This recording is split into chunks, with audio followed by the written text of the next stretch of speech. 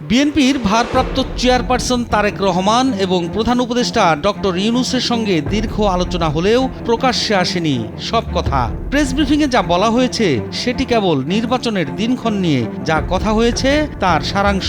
সচেতনদের প্রশ্ন, কেবল একটি বিষয়েই কি তাদের আলোচনা হয়েছে? ঘণ্টাব্যাপী চলা বৈঠকে কেবল নির্বাচন নিয়েই আলোচনা হয়েছে এটা মানতে নারাজ বিশ্লেষকরাও। তাহলে কেন পুরো আলোচনার বিষয়টি খোলাসা করা হচ্ছে না? তার মানে কি এমন কোনো আলোচনা হয়েছে যা ঐক্যমত্য তৈরি করতে পারেনি বলে প্রকাশ্যে আনা হচ্ছে না? যদি তাই হয় তাহলে আর কি কি বিষয় উঠে এসেছে তারেক রহমান ও ডক্টর ইউনূস বৈঠকে?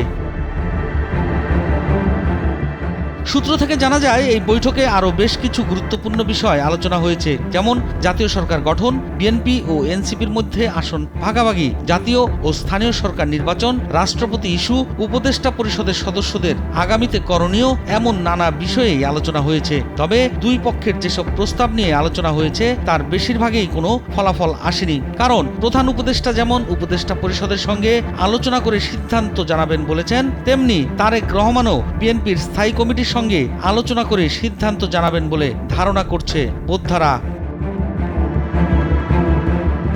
আর সেই হিসাবে আগামীতে অন্তর্বর্তী সরকার কিংবা বিএনপির পক্ষ থেকে যখনই কোনো চমকপ্রদ সিদ্ধান্তের ঘোষণা আসবে, ধারণা করা যেতেই পারে তার সবই তারেক রহমান আর ডক্টর ইউনূসের বৈঠকের রেশ।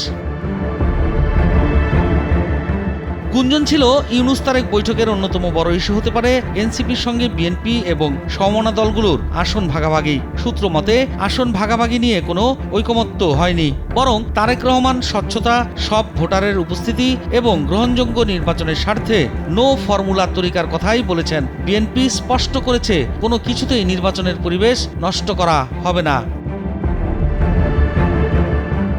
একটি সূত্র দাবি করেন, বৈঠকের সবচেয়ে স্পর্শকাতর আলোচনাগুলোর একটি ছিল উপদেষ্টাদের ভবিষ্যৎ। বিএনপির কয়েকজন সিনিয়র নেতা ইতিমধ্যে বর্তমান সরকারের কয়েকজন উপদেষ্টা ও এনসিপির বিতর্কিত নেতাদের নিয়ে প্রশ্ন তুলেছেন। ফলে নির্বাচন পরবর্তী পরিস্থিতিও উঠে আসে এই আলোচনায়। জানা গেছে, তারেক রহমান এই বিষয়ে স্থায়ী কমিটির সঙ্গে আলোচনা করে সিদ্ধান্ত জানাবেন বলে সময় নিয়েছেন। সূত্র থেকে আরও জানা যায়, বিএনপির পক্ষ থেকে ডক্টর ইউনূসের কিছু ঘনিষ্ঠ উপদেষ্টার অরাজনৈতিক ও নীতিহীন অবস্থান নিয়েও প্রশ্ন তোলা হয়। বিএনপির মন্তব্য, এরা ফেসবুক ফ্রেন্ডলি, মাঠে অদৃশ্য। উভয় পক্ষই সম্মত হয়েছে বিষয়টি আলোচনার টেবিলে থাক, তবে এখনই সিদ্ধান্ত না নেওয়াই ভালো, কারণ ভুল সিদ্ধান্ত মানেই অভ্যন্তরীণ কোন্দল।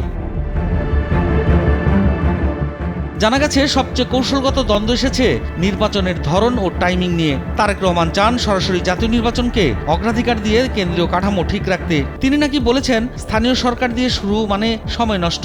কিন্তু অন্তর্বর্তী সরকার ধাপে ধাপে এগোনোর পক্ষে কথা বলেছেন বলে জানা গেছে।